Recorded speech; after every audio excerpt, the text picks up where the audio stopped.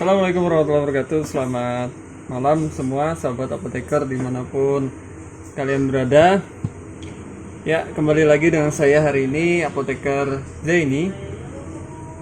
Ya, pada kesempatan ini saya kembali akan share kepada teman-teman semua, sahabat-sahabat apoteker, yaitu mengenai bagaimana perizinan apotek terbaru versi sekarang ya. Nah, jadi mungkin tahun lalu saya sudah pernah sharing bagaimana cara mendirikan apotek di video sebelumnya.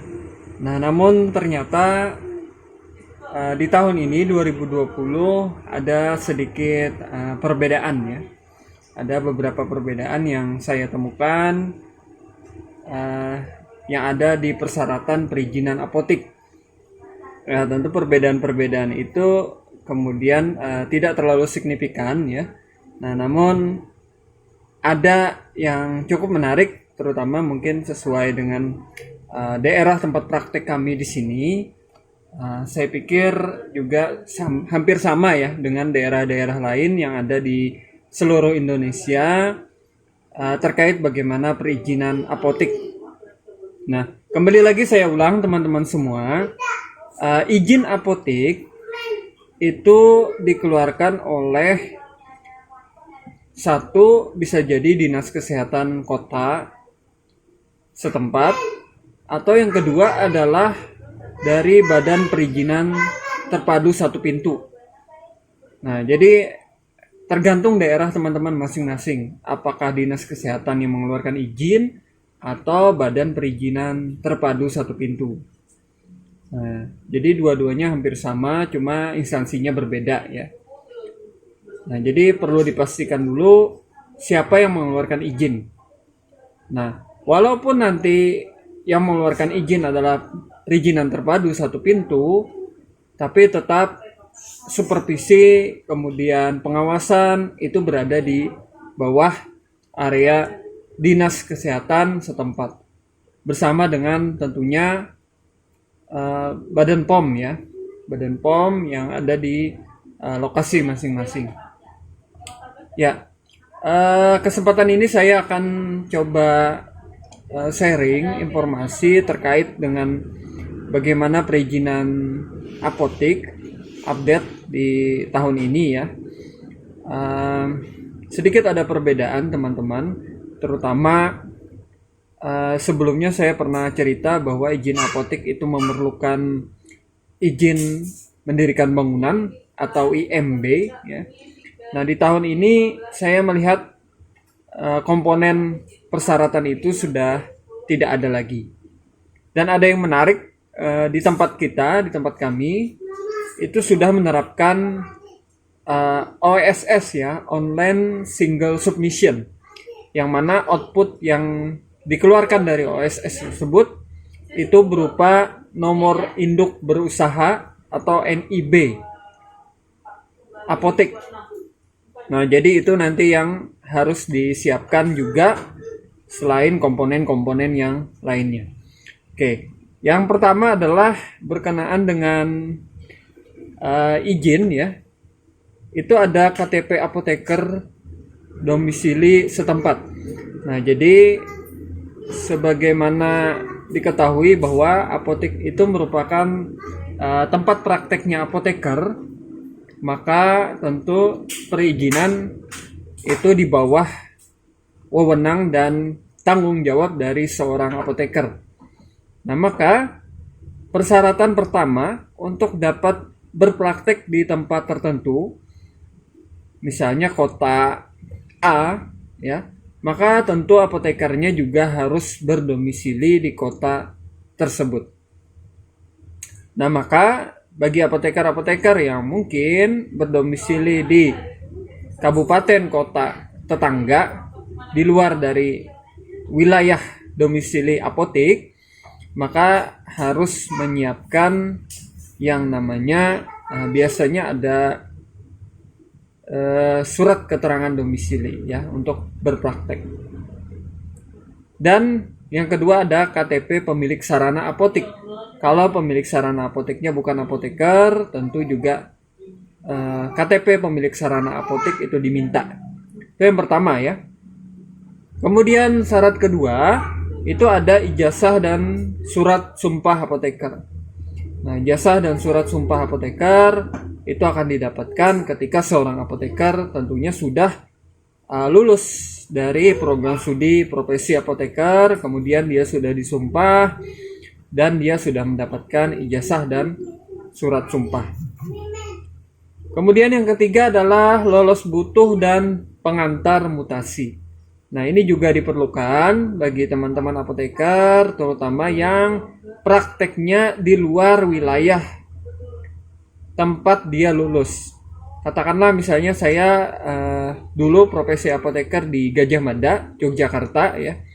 Maka saya untuk kembali berpraktek di wilayah tempat saya tinggal saat ini, tentu saya harus meminta yang namanya surat lolos butuh dari pengurus daerah IAI Yogyakarta menuju tempat kita berpraktek sekarang. Nah, itu adalah surat lolos butuh atau pengantar mutasi dari daerah di mana kita lulus. Kemudian yang keempat, itu ada namanya STRA, surat tanda registrasi apoteker, sebagai tanda bahwa apoteker tersebut resmi terregistrasi ya. Nah, jadi STRA itu juga diperlukan biasanya dalam bentuk fotokopi. Kemudian surat pernyataan dari apoteker sebagai pengelola apotek bahwa tidak bekerja ya pada perusahaan farmasi dan tidak menjadi apoteker pengelola apotek di apotek lain. Nah, jadi untuk apoteker mungkin teman-teman sudah barang tentu paham bahwa sebagai apoteker penanggung jawab apotek, maka SIA dan SIPA pertamanya itu hanya bisa untuk satu tempat. Nah, sehingga tidak boleh berpraktek di perusahaan farmasi lain atau menjadi apoteker di apotek lain yang juga menggunakan surat izin apotek atas nama apoteker tersebut. Nah, jadi itu perlu surat pernyataan yang dibuat sendiri menggunakan materai 6000 ditandatangani. Ya, poin ke-6 adalah akte perjanjian kerjasama antar pemilik sarana apotek dengan apoteker. Jika kebetulan apoteknya itu kerjasama antara pemilik sarana atau investor dengan apoteker, maka perlu yang namanya surat perjanjian kerjasama yang ditandatangani di bawah notaris. Nah, jadi teman-teman yang kebetulan apoteker bekerja sama ya dengan pemilik sarana, tentu harus membuat surat perjanjian ini antara PSA dengan apoteker ya. Nah, jadi ini perlu dibuat dan dilampirkan fotokopinya sebagai persyaratan. Oke. Nah, bila mana apoteknya itu kebetulan milik sendiri apoteker, maka teman-teman tidak perlu membuat akte perjanjian kerjasama ini. Nah, karena tidak perlu ya, karena pemilik sarana sendiri adalah apotekernya. Oke, yang ketujuh adalah peta lokasi dan denah bangunan secara terperinci. Jadi teman-teman harus membuat gambar denah bangunan apotek secara terperinci. Nah, jadi di situ harus ada detail-detailnya. Jadi misalnya di mana ruang racik ya, kemudian di mana rak, etalase, obat bebas atau obat OTC, over the counter, kemudian obat daftar G dan obat-obat jenis lainnya, kemudian lemari, narkotik, psikotropik, kemudian toilet, kemudian wastafel dan sebagainya, itu digambar secara rinci, kemudian ukurannya sesuaikan dengan ukuran bangunan yang ada di apotik teman-teman masing-masing. Selain itu juga menyiapkan peta lokasi. Nah, pengalaman saya ketika mengurus izin apotek, peta lokasi itu bisa dengan mudah kita screenshot dari Google Maps. Jadi dari Maps Google ya, teman-teman bisa ambil kemudian print atau dicetak, itu juga dilampirkan untuk persyaratan izin apotek. Kemudian yang ke-8, status bangunan. Sewakah atau milik sendiri? Itu perlu disampaikan ya. Kalau dia sewa, maka teman-teman perlu membuat surat perjanjian sewa menyewa dengan pemilik bangunan. Nah, bagaimana contoh surat sewa menyewa? Banyak di internet ya. Cari saja surat perjanjian sewa menyewa yang mana klauselnya itu tentunya disesuaikan dengan perjanjian teman-teman masing-masing dengan pemilik sarana atau pemilik bangunan di mana kita tempat menyewa apotek tersebut. Yang ke-9 adalah daftar peralatan apotek ya. Jadi daftar peralatan dan perlengkapan apotek juga ditulis. Nah, misalnya teman-teman bisa lihat ya di bagian atas itu, nah itu ada timbangan atau neraca, kemudian ada rak ya, kemudian ada kotak-kotak obat, kemudian ada apar dan sebagainya. Nah, jadi peralatan-peralatan apotek itu dibuat listnya, kemudian di print. Nah, kemudian itu menjadi lampiran dari izin apotek tersebut. Nah, tentunya ada persyaratan-persyaratan khusus ya tentang izin apotek. Nah, teman-teman bisa lihat di standar pelayanan kefarmasian di apotek, kemudian juga dilihat dari peraturan tentang perizinan apotek.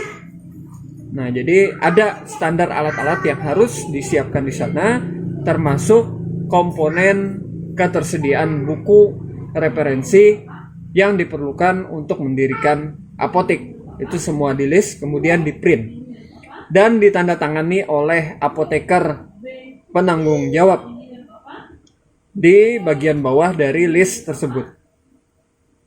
Kemudian yang ke-10 adalah daftar asisten apoteker, minimal 2 orang yang memiliki ijazah dan surat izin praktek, nantinya sambil diurus ya. Nah, jadi harus ada setidaknya itu 2 orang tenaga teknis kefarmasian. Nah, tentunya sekarang dengan peraturan terkait dengan izin tenaga kefarmasian ya, tenaga teknis kefarmasian atau biasa disebut dengan asisten apoteker, per Oktober 2020 ini itu tidak boleh lagi adalah dari lulusan SMK, maka harus mengambil lulusan dari Diploma 3 Farmasi sebanyak 2 orang. Kenapa 2 orang? Nah, itu rasional ya, karena sebagian besar daripada apotek itu menerapkan 2 shift. Shift pertama pagi sampai siang, shift kedua siang sampai malam, maka diperlukan minimal sekali 2 tenaga teknis kefarmasian. Nah, daftar asisten apoteker atau tenaga teknis kefarmasian tadi dibuat, namanya, nomor ijazah dan sebagainya, kemudian di print sebagai lampiran.